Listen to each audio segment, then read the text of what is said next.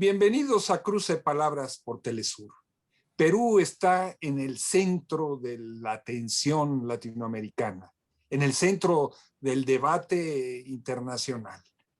Acaban de acontecer las elecciones, hay un candidato ganador, Pedro Castillo, y hay un gran movimiento de impugnación por parte de la derecha en su contra. Y para colocar las piezas del rompecabezas peruano nos acompaña la maestra Anaí Durán. Anaí ha estado con nosotros en otros cruces de palabras. Ella es socióloga, es también maestra en ciencias sociales y activa participante del proceso por la democratización del Perú. Anaí, muchísimas gracias por estar con nosotros en este cruce de palabras. Buenas noches, gracias por el espacio. Saludos desde Lima. Anaí, ¿cómo resumirías tú el actual momento en el que se vive? ¿Hay ya un triunfo definitivo por parte del maestro Pedro Castillo? ¿Hay un intento de fraude? ¿Qué piezas caben en este rompecabezas? Bueno, es un momento de mucha tensión política, de desestabilización también, por parte sobre todo del fujimorismo. Lamentablemente es un escenario que ya se preveía, ¿no? Porque el fujimorismo no es una fuerza democrática, aunque en campaña se revista de este discurso y firme compromisos y busque garantes que lo avalen como Vargas Llosa, no es una fuerza democrática y lo estamos viendo ahora con este esfuerzo que están haciendo por desconocer los resultados electorales, ¿no? Se sabía ya que era una segunda vuelta muy disputada, de hecho el 2016 también fue una segunda vuelta muy disputada, Pedro Pablo Kuczynski le ganó a Keiko Fujimori por 42.000 votos. Entonces, ya venía un escenario previo así, una elección cerrada. Claro, en este caso el contrincante es un candidato que no le gusta al sistema, ¿no? Y entonces se ha activado todo este proceso de judicialización, de impugnación de los votos para frenar el inminente triunfo de Pedro Castillo, que ya ganó en las urnas. O sea, ahorita lo que tenemos es un organismo electoral que ha contabilizado ya el 99.953% de los votos. O sea, quedan menos de 20.000 votos. Y la diferencia ya es irreversible, ¿no? Se debería estar proclamando ya el presidente de la República en 1 o 2 días. Pero ¿qué ha pasado? Que la señora Fujimori desconoce este triunfo, ha hecho una serie de impugnaciones fuera de tiempo, algunas que ya están siendo desestimadas. Ahora, hoy mismo en la tarde, ha pedido una auditoría total del sistema electrónico electoral con la mira de dilatar el proceso, impedir la proclamación de Pedro Castillo y, como digo, generar un ambiente de desestabilización con denuncias de fraude que no se sostienen por ningún lado. Bueno, ella se está jugando no solo la presidencia, sino la libertad. ¿Es exagerado decir eso? No, claro que no, ya tiene un pedido fiscal de 30 años de prisión por lavado de activos, está involucrada con dinero ilícito que llevó a su organización en el caso Odebrecht, ¿no? Efectivamente, está jugándose ella y varios de sus coacusados, que a la vez son sus partidarios, la libertad, ¿no? Pero se está llevando al país en toda esa disputa, ¿no? Es lamentable la situación que estamos viviendo. Fuera de Perú, la figura del maestro Pedro Castillo es enigmática, relativamente desconocida, como un humilde profesor rural del interior de repente gana unas elecciones. ¿Cómo nos explicarías tú quién es Pedro Castillo? Bueno, sí, efectivamente es una figura, como tú dices, poco conocida en el ámbito internacional, en general. También en el Perú se hizo conocido básicamente en 2017, cuando lideró la huelga nacional de maestros, ¿no? Que llegó a Lima con demandas de mejoras salariales, en fin, toda una reivindicación de la labor docente que fue muy, muy impactante en ese momento, ¿no? Y bueno, él creo que expresa muy bien el momento político y social que está viviendo el Perú, ¿no? Lo representa muy bien. Es un país que está ahorita devastado por la pandemia. Estamos entre los 3 países con mayor letalidad en el mundo. 1 de cada 200 peruanos hemos perdido un familiar en esta pandemia, con una crisis económica tremenda, porque somos un país básicamente informal, ¿no? 70% de informalidad. y un Estado y un país que también a su vez tiene muchas riquezas, ¿no? Tuvimos crecimiento económico sostenido del PBI, tuvimos superávit fiscal, el milagro económico peruano, y sin embargo nada de esto revertió en mejores condiciones de las mayorías, ¿no? Creo que él expresa muy bien ese malestar con la clase política, con esa forma de gobernar, y sobre todo también la expectativa, la esperanza de tener cambios de fondo, ¿no? Porque eso es lo que no ha habido, cambios que aseguren mejores condiciones de vida concretas para estos momentos. Y eso se ve muy claramente en el voto, ¿no? En la organización territorial del voto. El voto de él es un voto básicamente, por un lado, geográficamente situado, rural, andino, ¿no? En las zonas donde están además los principales recursos mineros de este país. Y por otro lado es un voto popular, de clase, digamos, ¿no? De los sectores CDE que están en las grandes ciudades y que tampoco se han visto beneficiados por el modelo, ¿no? Entonces creo que él expresa ambas cosas, ¿no? El descontento, el malestar con el modelo y esta expectativa de cambios de fondo. Una de las cosas que sorprende, Anaí, fuera del Perú, es como una mujer como Fujimori, con los antecedentes que ella en lo personal tiene, con un padre en la cárcel, puede alcanzar este nivel de popularidad, ¿no? Al punto de que estas elecciones se definan por un margen tan escaso de votos. ¿Cómo explicarnos esta simpatía o este voto a favor de ella? Bueno, el voto no, creo que en esta coyuntura electoral no ha sido tanto a ella por un respaldo a su personaje, ¿no?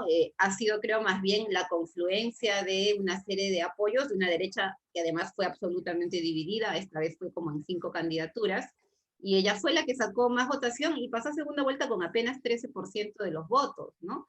Pero para esta segunda vuelta sí ha congregado el respaldo, sobre todo de clases medias, urbanas, ¿no? Que tienen mucho miedo a lo que pueda hacer Pedro Castillo, ¿no? De hecho, se levantó toda una contracampaña muy fuerte contra el profesor y su partido, ¿no? Acusándolo de comunismo, de chavismo, todo ese repertorio que la derecha latinoamericana suele desplegar en campañas electorales con un candidato crítico al modelo, ¿no? Entonces, creo que legítimamente también mucha gente se asustó, se complicó, ¿no? Y terminó endosándole el voto a Keiko Fujimori y creyendo estas promesas de que iba a respetar los resultados, y estamos viendo que no lo está haciendo. El sindicato de maestros al que pertenece Pedro Castillo es un sindicato de corte clasista que ha protagonizado grandes movilizaciones a lo largo de la historia peruana. Un sindicato así es un soporte suficiente como para, bueno, ya vimos que para el triunfo sí, pero para poder gobernar ¿cómo estaría esta constelación entre movimientos sociales, partidos políticos a partir de ahora? Sí, es interesante porque él no es del sindicato oficial de maestros, del SUTEP, que es el como 30, Okay. 40 años, ¿no? Él más bien es una decisión, ¿no? Que se desmarca acusando de burocratismo, en fin, ya pasa también en varios países, y logra aglutinar un sindicato, una corriente sindical paralela, que es la que toma fuerza sobre todo en sectores rurales, ¿no? Él es un maestro rural. Entonces creo que ese elemento fue clave en su campaña electoral, porque los maestros están en todo el Perú, en todos los rincones del país, ¿no? Y tienen una fuerza movilizadora importante, creo que eso fue clave para su triunfo, sobre todo en primera vuelta. Pero efectivamente, para segunda vuelta el desafío más grande, ¿no? Ahí tienes que gobernar un país que de todas maneras está dividido, o sea, no puedes desconocer que la otra fuerza ha sacado pues un 49% de los votos, ¿no? Estás bastante tensionado ahí, ¿no? Yo creo que él en la segunda vuelta ha hecho esfuerzos por ampliar esta base a nivel social y a nivel político, ¿no? A nivel social se ha reunido con diversos actores más allá de los maestros, ¿no? Del mundo agrario, del mundo sindical también, de informal, de micro y pequeños empresarios. Y a nivel político hizo un acuerdo importante con Verónica Mendoza, que es la candidata del Nuevo Perú, Juntos por el Perú, que no pasó esta vez al balotaje, pero que tiene también una representación parlamentaria, un equipo técnico muy interesante. Entonces, creo que hacia la izquierda, hacia algunas fuerzas progresistas, también fue ampliando esta base necesaria, como digo, para gobernar en adelante, ¿no? ¿Cómo definirías tú la plataforma política que enarboló Pedro Castillo? ¿Es una plataforma antiextractivista? ¿Es una plataforma que pone en el centro la lucha contra la corrupción? La cuestión de la democracia? ¿Cuáles serían los elementos centrales que permitieron su triunfo? A ver, contra lo que se dice acá no es una plataforma necesariamente ideológica, ¿no? Como lo han querido presentar, de comunista, leninista, en fin, ¿no? Ese ha sido un poco el discurso del fujimorismo en la derecha, ¿no? Creo que su plataforma ha sido básicamente antineoliberal, en un sentido amplio, ¿no? De impugnación a la forma en que se ha desempeñado el Estado, empezando por la corrupción, porque acá el neoliberalismo en Perú ha sido eminentemente corrupto, ¿no? Todos nuestros expresidentes están procesados, encarcelados, en fin, suicidados por temas de corrupción, ¿no? Entonces, ese es un tema clave que él ha manejado, ¿no? El tema de la indignación de la gente, la corrupción desde el más grande hasta el más chico, el tema también de la impugnación, como bien decías, al modelo extractivo, ¿no? No por estar en contra de la actividad extractiva, sino por toda la forma en que se ha redistribuido la riqueza. De hecho, su lema es no más pobres en un país rico, que es bastante sugerente, ¿no? Él es de una región de Cajamarca, que es una de las regiones donde más se extrae oro en el país y en Latinoamérica, y sin embargo es la región con mayores índices de pobreza, ¿no? Entonces, todos unos procesos de despojo, de expoliación de las comunidades campesinas, que terminan generando estos fenómenos, ¿no? Un país que exporta minerales, que exporta gas, ¿no? Y cuyos recursos no repercuten en las condiciones de vida de la gente. Creo que esa plataforma impugnadora, contestataria al modelo, ha sido clave, y además en un marco destituyente, digamos, ¿no? Él está impugnando también la Constitución del 92, que el 93 se aprueba, que inaugura el régimen neoliberal y que impone Fujimori, ¿no? Entonces, este marco de crítica y la promesa de una nueva constitución que pueda beneficiar a las mayorías, ¿no? ¿Te parece, Anaí, si vamos a una pequeña pausa? Vamos a ver. Ustedes, amigos, amigas, no se vayan, volvemos en muy breves instantes.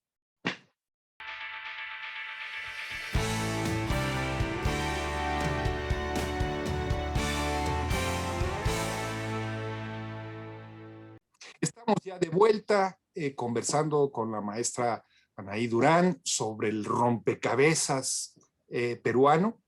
Ella es socióloga, es maestra en ciencias sociales y una gran conocedora de la política peruana.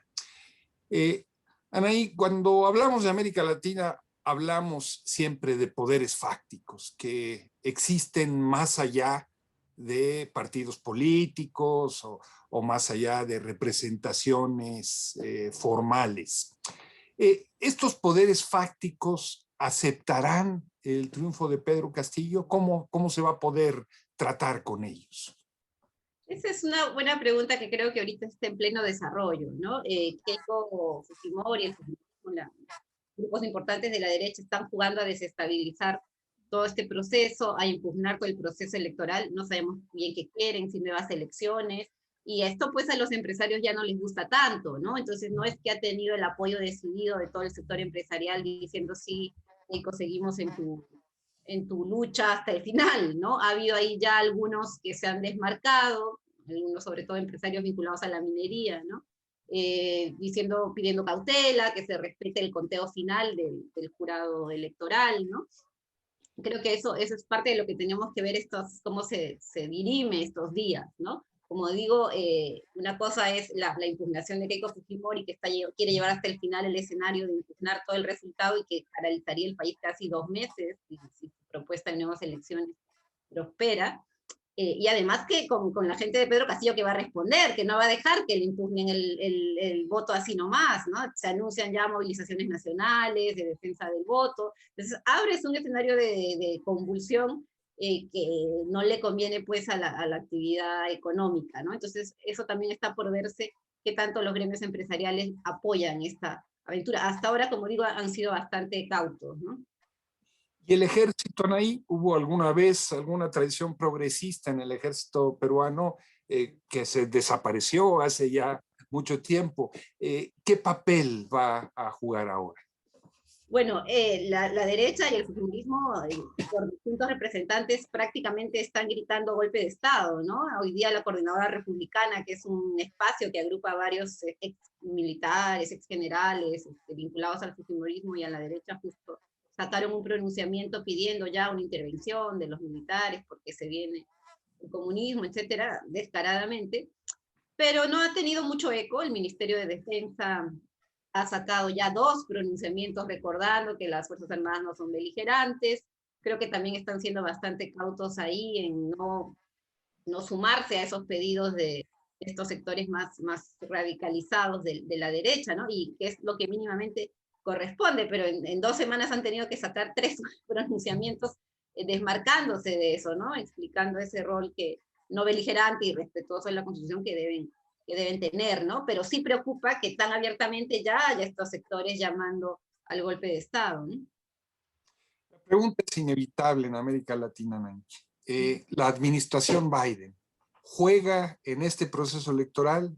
¿En qué manera lo estaría haciendo en caso de estar queriendo también colocar sus piezas?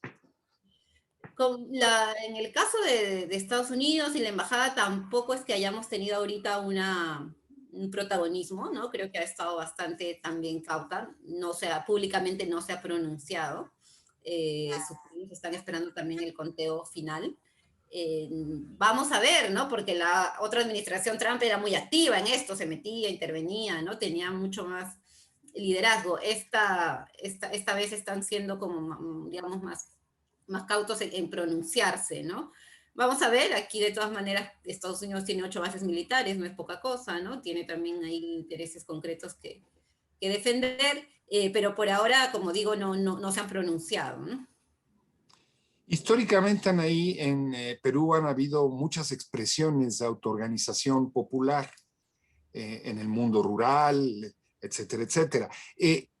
¿Tú ves que al calor de la defensa del triunfo de Pedro Castillo se están creando también las condiciones para desarrollar estas formas de autoorganización de la gente? Sí, yo creo que hay una tradición de organización en el mundo rural, andino, amazónico, ¿no? Creo que además determinadas problemáticas activaron estas movilizaciones, estas organizaciones, ¿no? Todo el tema socioambiental ha sido definitivo estas últimas décadas, ¿no? Las comunidades indígenas de la Amazonía, por ejemplo, muy organizadas, muy movilizadas para defender sus territorios ante el avance extractivo, sobre todo en la industria petrolera, o las comunidades andinas contra la minería, en fin, también para la seguridad de los territorios, ¿no? Hay las rondas campesinas, que también es una organización en la que participa Pedro Castillo, es una organización donde los campesinos se organizan básicamente para cuidar la seguridad, ¿no? El robo de ganado, en fin, la delincuencia común, porque también hay una ausencia del Estado, ¿no?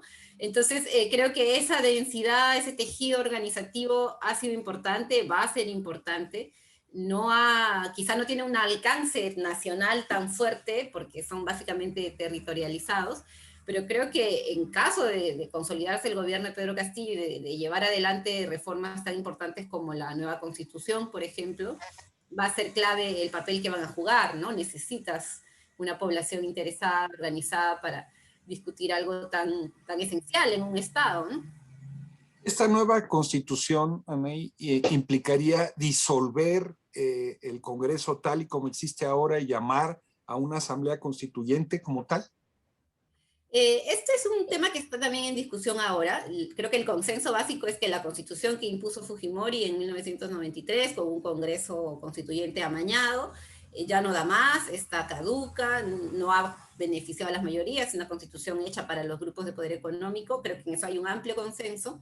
Y lo que toca ahora, un poco también siguiendo la pauta de lo que pasó en Chile, la experiencia chilena ha sido muy interesante en abrir ese proceso constituyente, porque estas constituciones neoliberales no dicen cómo se deben transformar, ¿no? Entonces, no se puede, no hay cómo. Entonces, hay que jugar mucho la iniciativa ciudadana, la propuesta de referéndum, por ejemplo. Se está planteando eso, que se convoque un referéndum, ¿no? Donde la población diga si quiere o no quiere una nueva constitución y si la vía más adecuada para ella es la asamblea constituyente, ¿no? Este referéndum creemos que es lo que corresponde para poder destrabar este impasse de una constitución que pone candados a todas las reformas, ¿no? Entonces, esa es la idea que ha propuesto Pedro Castillo, ¿no? Que la iniciativa de la ciudadanía recoja un determinado número de firmas, pide el referéndum y se respeten los resultados del referéndum, ¿no? Una asamblea constituyente que puede convivir con el Congreso, como está pasando en Chile, ¿no? No necesariamente anula las facultades del Congreso, pero sí te abre ya el escenario de discusión constitucional, ¿no? Estamos hablando desde el punto de vista geopolítico que el Grupo de Lima perdió Lima. Sí. Sí, Son grandes cambios para el área, aunque sigue la derecha en Brasil, en el Uruguay, etcétera, etcétera. Esto significaría un cambio en la correlación de fuerzas en la región y un respiro hacia Venezuela. Yo creo que definitivamente un cambio de correlación de fuerzas sí, ¿no? Perú ha sido un puntual de la administración norteamericana en los últimos años, ¿no? Sobre todo desde que empezó Pedro Pablo Kuczynski su mandato en el 2016, lo continuaron Vizcarra y los demás presidentes, muy supeditado, ¿no? A las órdenes de Washington, ¿no? Un perfil absolutamente diluido, ¿no? Y una pena porque la Cancillería peruana tenía una tradición de tener independencia, autonomía, soberanía, y eso se ha erosionado demasiado, ¿no? De hecho, en esta coyuntura electoral han tenido también un rol cuestionado, ¿no? Rápidamente se pronunciaron cuando Evo Morales respaldó a Castillo y sin embargo hicieron todo para que Leopoldo López esté casi una semana acá en campaña con Keiko Fujimori y no dijeron nada, ¿no? Entonces yo creo que sí, cambiaría la correlación regional. De todas maneras creo que va a ser un gobierno más soberanista, con una proyección más latinoamericanista y de integración regional, ¿no? Creo que eso es bastante ya en este escenario en el que ha estado Perú, ¿no? Y la elección de Arce en Bolivia, en esa línea también es clave para tener un polo andino que pueda mirar mucho más hacia la región y menos hacia Estados Unidos, ¿no? Un gobierno débil, Anaí, un gobierno donde sin el apoyo del ejército, sin el apoyo de la jerarquía eclesiástica, en contra del mundo empresarial, o un gobierno suficientemente fuerte por el apoyo popular para enfrentar a todos esos otros poderes. Pues yo creo que hay espacio para tener un gobierno medianamente fuerte, ¿no? No está creo que el presidente, Pedro Castillo, el presidente electo, ¿no? En ninguna parte ha dicho que va a expropiar empresas, ni se va a pelear con la empresa. Necesitamos la empresa privada, las inversiones, pero con reglas de juego claras, sin corrupción y en beneficio de las mayorías. Entonces yo creo que se va a tener que abrir un proceso de diálogo importante, ¿no? Eso es clave. Tampoco tiene mayoría en el Congreso Pedro Castillo, y las fuerzas de izquierda no logran tener mayoría calificada, así que va a tener también que hacer un proceso de consenso, de articulación, de diálogo, y yo creo que va a haber un sector de la ciudadanía que ahora puede estar asustada, puede estar preocupada por todo lo que se ha dicho, y lo han dicho los grandes medios de comunicación que se han alineado completamente con Fujimori, pero que conforme vean lo que avance el nuevo gobierno, pues van a sumarse a una propuesta de cambios que finalmente es para beneficio de las mayorías, ¿no? Yo espero que no sea un gobierno débil y que tenga esta facultad de articular, de impulsar una propuesta de cambios, ¿no? Anaí, muchísimas gracias por ayudarnos a armar este complejo rompecabezas. Muchas gracias a ustedes. Y ustedes, amigos, amigas, muchas gracias por su amable compañía el día de hoy. Ya saben, los esperamos la semana que viene aquí por Cruce Palabras por Telesur. Hasta la próxima.